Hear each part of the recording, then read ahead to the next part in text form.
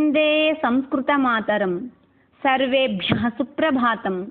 स्वस्ति श्री शार्वरि आश्वयुज शुक्लपञ्चम्याः बुधवासरस्य तदनुविंशत्युत्तरद्विसहस्रवर्षस्य अक्टोबर् 21 दिनाङ्कस्य वार्तासु भवतां सर्वेषां हार्दं स्वागतम्।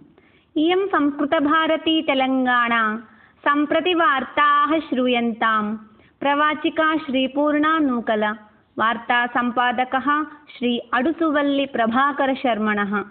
अद्यतनवार्ताः।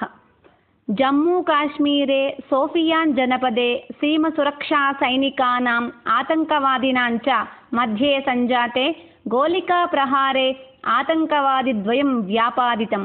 मुल्हुरा जैनापूर् जनपदयोर्मध्ये आतङ्कवादिनां सञ्चारः अभिज्ञात्वा भारतसीमासुरक्षासैनिकाः तत्र उपागताः। ततः अन्वेषणावसरे आतङ्कवादिनः गोलिकाप्रहारान् प्रयुक्तवन्तः। अस्यां घटनायां सुरक्षाबलभटैः तेभ्यः आतङ्कवादिभ्यः आयुधानि स्वाधीनानि कृतानि। भारते करोना संक्रमणमितिः परिगणनीयतया अपचिता भवति। तथैव देशे करोना स्वस्थतामितिः दिनानुदिनम् अभिवर्धते इति केन्द्रीय स्वास्थ्यकल्याणमन्त्रित्वकार्यालयेन संसूचितम्। असम मिजोराम राज्य जनतायाः मध्ये ह्यस्तने सञ्जाते विवादे परिष्कारमार्गः संसूच्यते इति केन्द्रीय गृहमन्त्री श्री अमित शाह वर्यः आश्वासयत्। असम मिजोरम राज्य सीमा विवादः परस्परसङ्घर्षणायाः हेतुरभवत्। अनेन तद्राज्यपौरेषु केचन व्रणीभूताः जाताः। अस्मिन् सन्दर्भे असमराज्य मुख्यमन्त्री श्री सर्वानन्द सोनुवालवर्यः मिजोरम मुख्यमन्त्री श्री जोरामथंगावर्यः तक्षण स्वीकरणीय सुरक्षाचर्याः प्रति अमित शाह वर्येण दृश्यश्रवणमाध्यमेन अभिभाषितवन्तौ। भारते करोना संक्रमणं विरुध्य अनुसरणीयमार्गाः अभिनन्दनीयाः। अस्य महाव्याधेः संक्रमण निवारणाय सूच्यौषधपरीक्षाः अतिशीघ्रगत्या प्रचलन्ति। अस्मिन् विषये भारतदेशः वैश्विकदेशानाम् आदर्शप्रायः भवति इति च माइक्रोसॉफ्ट संस्थायाः कार्यदर्शिना बिल गेट्स् वर्येण भारतस्वास्थ्यसुरक्षाविभागः प्रशंसितः।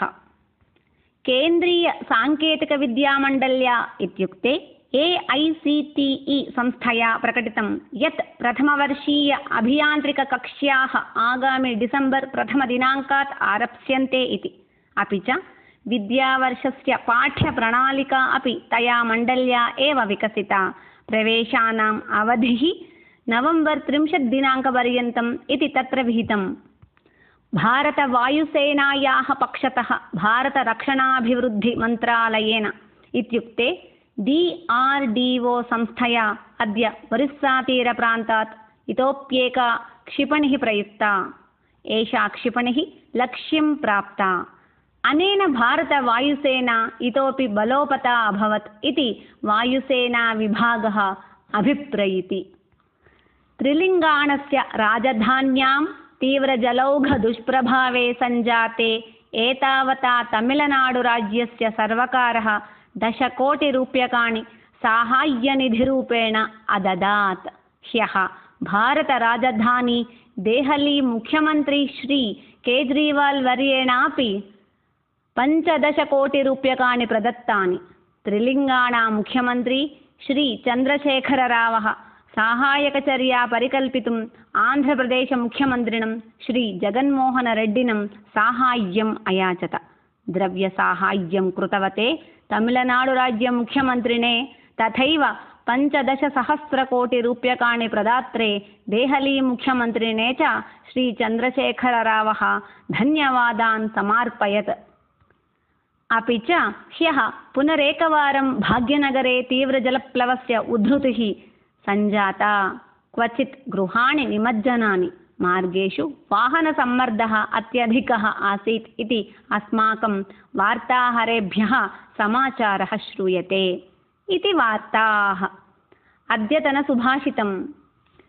जन्मान्तरकृतं पापं व्याधिरूपेण बाधते तच्छान्तिरौषधैः दानैः जपहोमसुरार्चनैः। अर्थात् गतजन्मसु समाचरितानि पापानि एव अस्मिन् जन्मनि व्याधिरूपेण प्राणिनः बाधन्ते।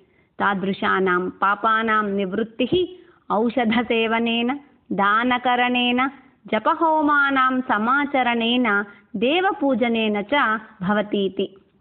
अस्तु, श्वः नूतनवार्ताभिः सह पुनर्मेलिष्यामः। तावत्पर्यन्तं मङ्गलं भवतु। धन्यवादाः। अमृतवाणी संस्कृतभाषा नैव क्लिष्टा न च कठिना।